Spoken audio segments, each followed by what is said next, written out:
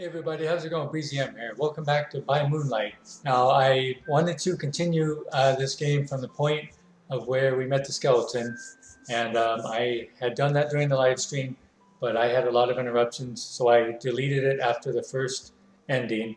So I'm going to start off here, and we're going to pick the skeleton route with Shed Some Light and go from there and see what other kind of endings we can get. So here we go.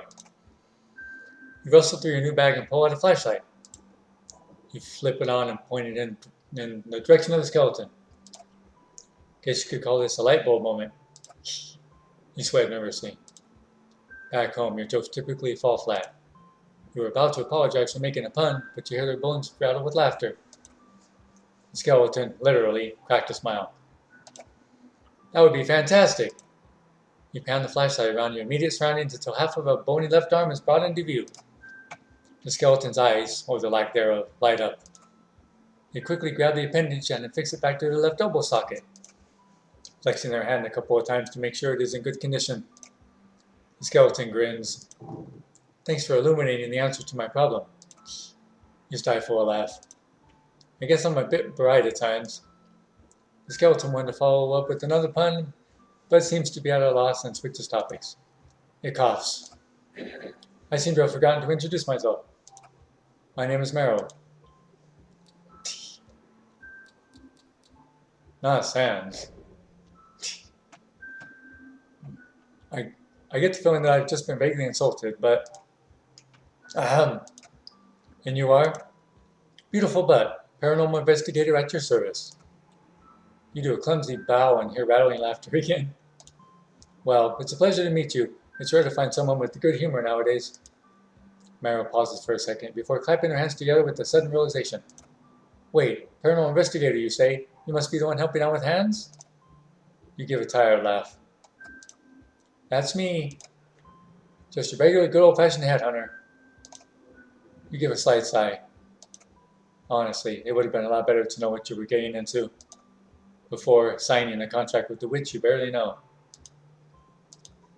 I mean, sure, you finally get to encounter the paranormal, but this really wasn't the way you thought it was going to happen, or what you thought it were going to be like. You look back up and see that Meryl is deep in thought. You know, I may not talk to Hans that often because he has a unique personality, but I still care about him. After all, we are the only two people in this house who struggle with losing their heads occasionally.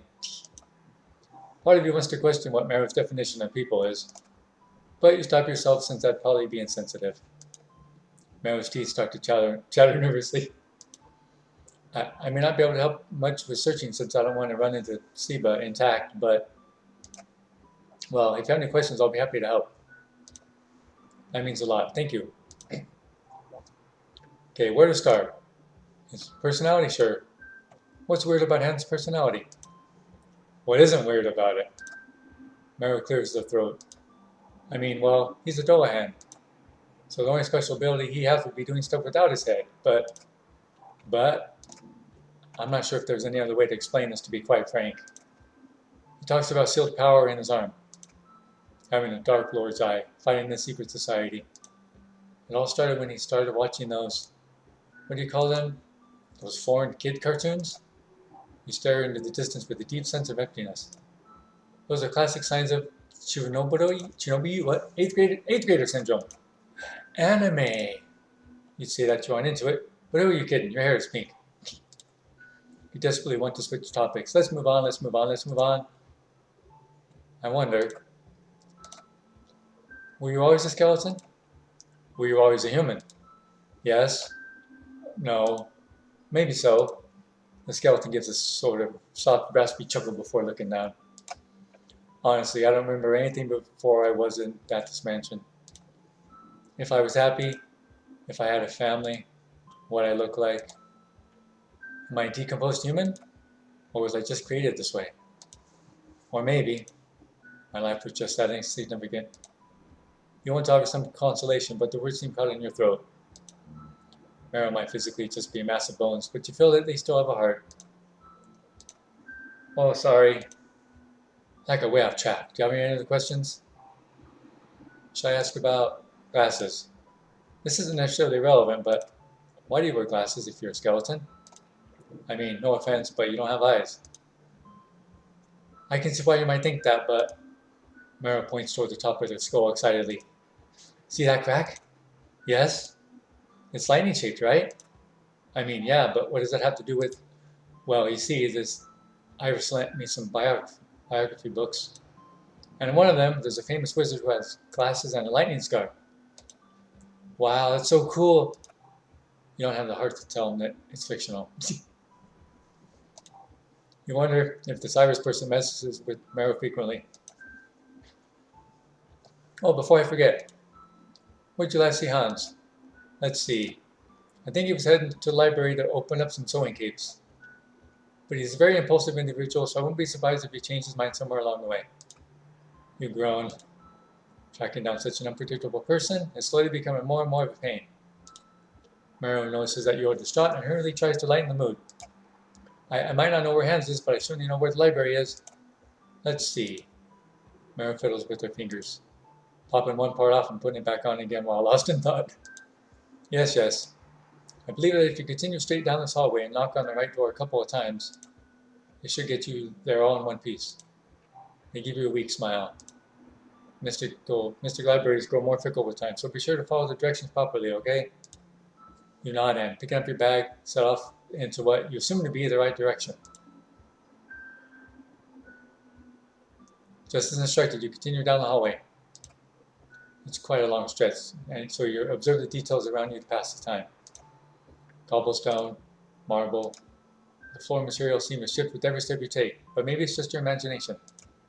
Soon enough, you find a sequence of doors. Follow Mayor's advice, follow your gut. Let's follow his advice.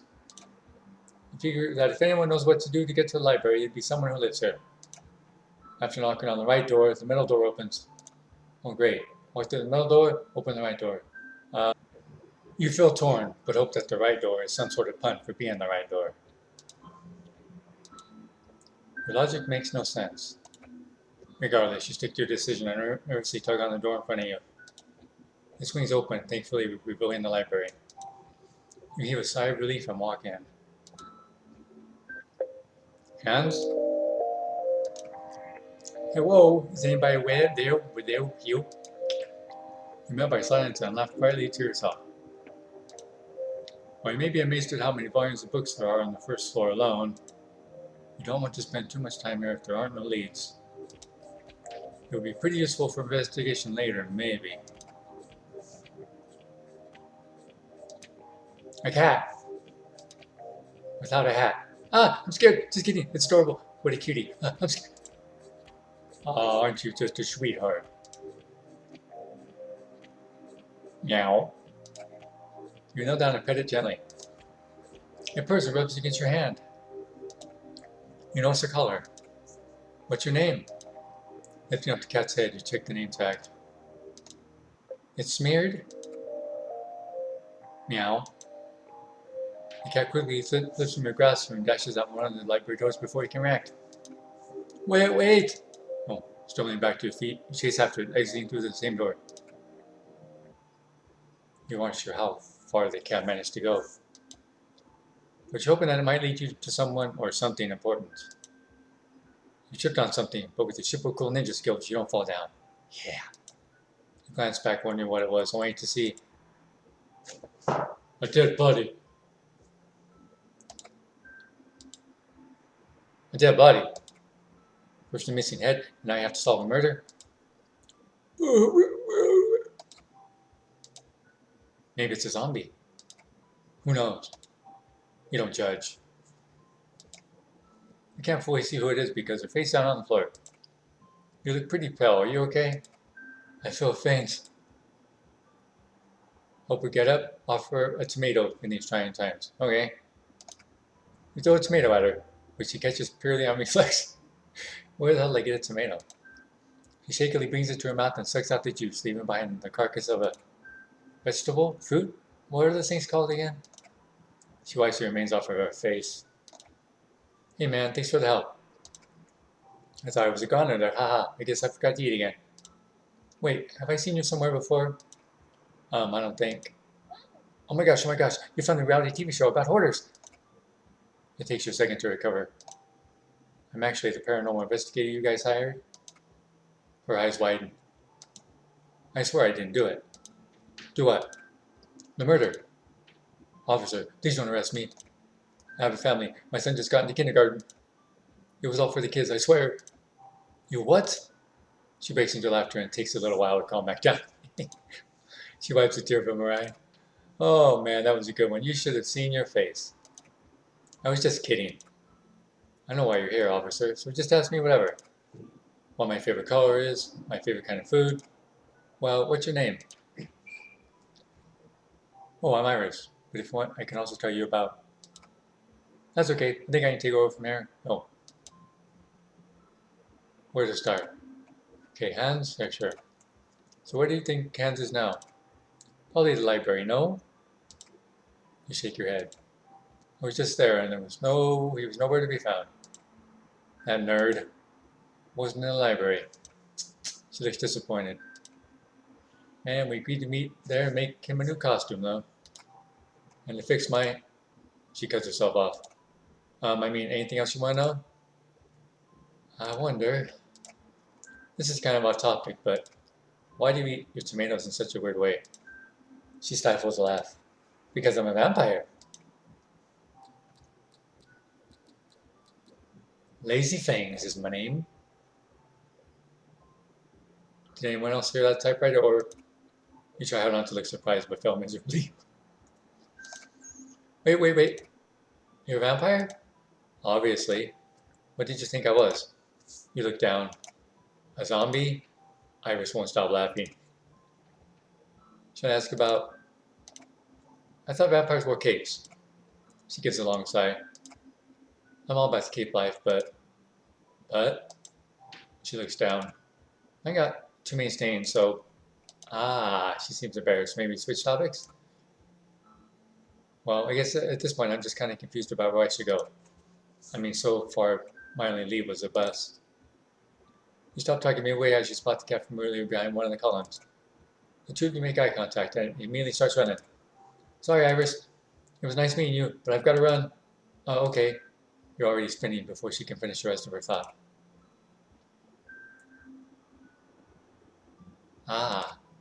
You're so focused on telling, get it, hey, the cat, that you've lost track of where you are. Not only that, but the feline is nowhere to be seen. Drat. Starts to wander off in hopes of finding a familiar face. Marrow, Iris, Joan, even Sibo would be a welcome sight right now. You continue to sulk as you meander around the mansion, until eventually you start to hear the very faint sound of someone singing. Your feet move unconsciously, and before you know it, you're standing in front of a large door.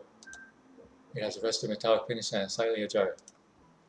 Oh, keep looking for the cat, open the door and listen. Let's open the door. Since when did curiosity kill the cat? Every time, my friend. You open the door carefully and the music follows you whole. You find yourself moving forward involuntarily. The singing ends, and you can vaguely hear someone yelling for you to stop walking. But soon all you can feel is the cold water as it fills your lungs. Bad end and a deep end. Okay, well, let's load it and get back to where I was, and we'll find another ending here. Okay, let's keep looking for the cat. You shrug and pull out the earbuds to jump back for you. Opting in for some of your own music while you look for the cat instead. You barely start to walk away when someone calls out to you. Hold on! Oh, you pause and glance behind you to let them catch up. I think you're waiting for me. You're the paranormal investigator, right? What's your name? Mind over matter? That's actually the first time someone's guessed that right. Yes, I am. Well, it's nice to finally meet you. I'm sure they were probably tired after wandering around the mansion for so long. So why don't I try and answer your questions before you ask? I see no reason why not. Okay, well, to start off with, my name is Mur, and I'm the resident siren. Idle. I'm going to ignore whatever that just was. As for Hans, I heard some movement in the library earlier. I went inside to see if maybe he was rolling around, but there wasn't anyone there. That's pretty weird. I went there earlier as well, but all I found was Your stomach grumbles loudly, and Mara laughs softly. Maybe we should take a break from finding hands to find you some food instead? You give an embarrassed nod. Maybe it's because he's a siren, but you feel so relaxed while walking with Mara. Instead of focusing on directions, you follow his lead and just keep up the conversation. Before you know it, you reach your destination and he waves goodbye, saying he'll catch up with later after his workout. Oh. You reluctantly say farewell before entering the kitchen. Damn, you're walking on Joe and eating some cookies. Damn, look at this kitchen, it's nice. What's on the... okay. She quickly hides them behind her back. Ah, long time no see. I was just looking for you. It was very urgent matter. That's great and all, but just curious. Why is he holding a balloon? Ooh, you're kidding, right? There's literally no one else in this room with a balloon. Joan claps her hands together in realization. Oh, you mean Hans? Oh, Hans' headless body staggers over awkwardly, hitting several chairs by accident along the way. Just curious, whose idea was it to draw a face on Hans' body balloon? Mine, of course. He seems extremely proud about this. Also, it's rude to call him Hans' body. While Hans controls his body, it also is semi-sentient and kind of has a personality of its own. So to keep track, we call his body Buddy, and their head Hans.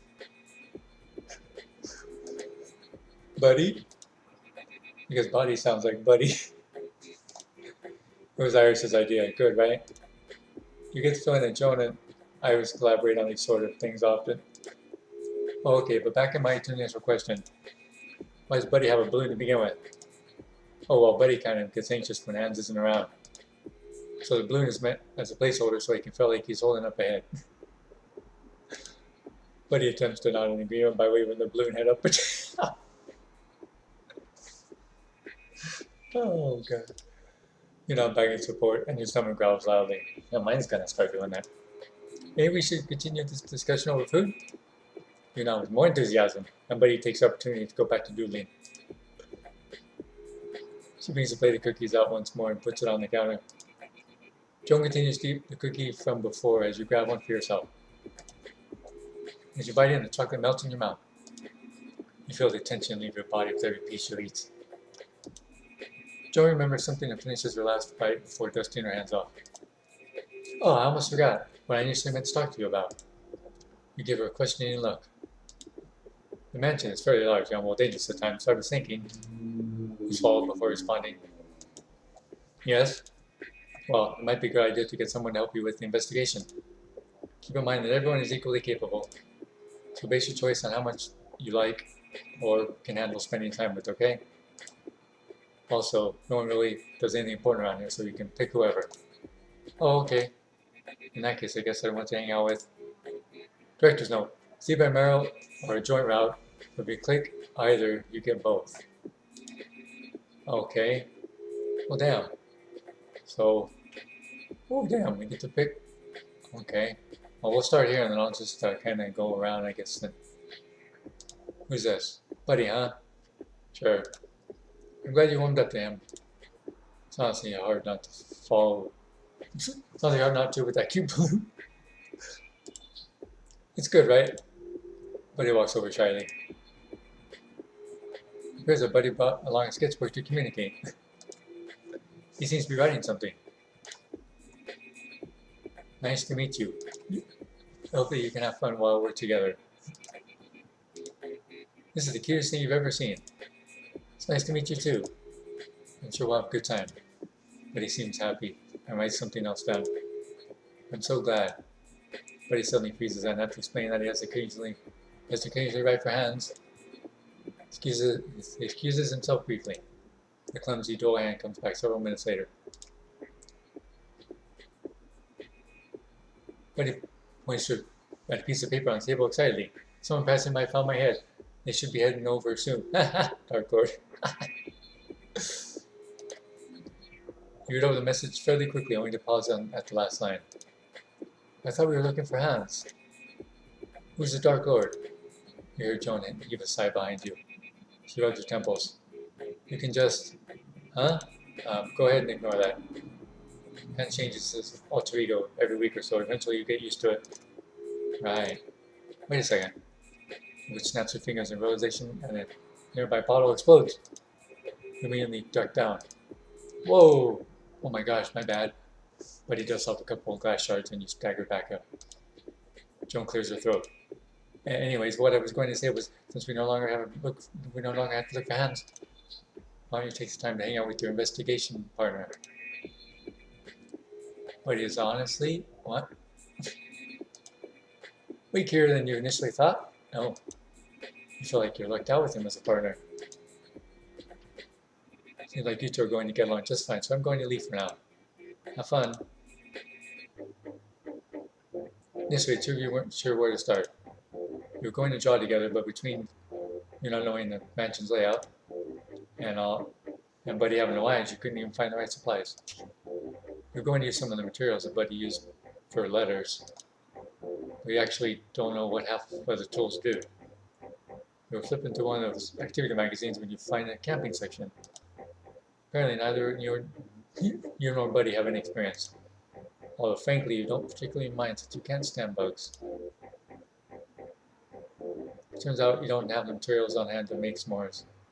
Oh, I do have materials. Ooh, right, let's make some s'mores. You can't operate the kitchen stove because you need to use the spell. Oh, damn. My buddy's fire ended up doing just fine. Two of you feel refreshed and full after making s'mores. You feel your bond strengthen.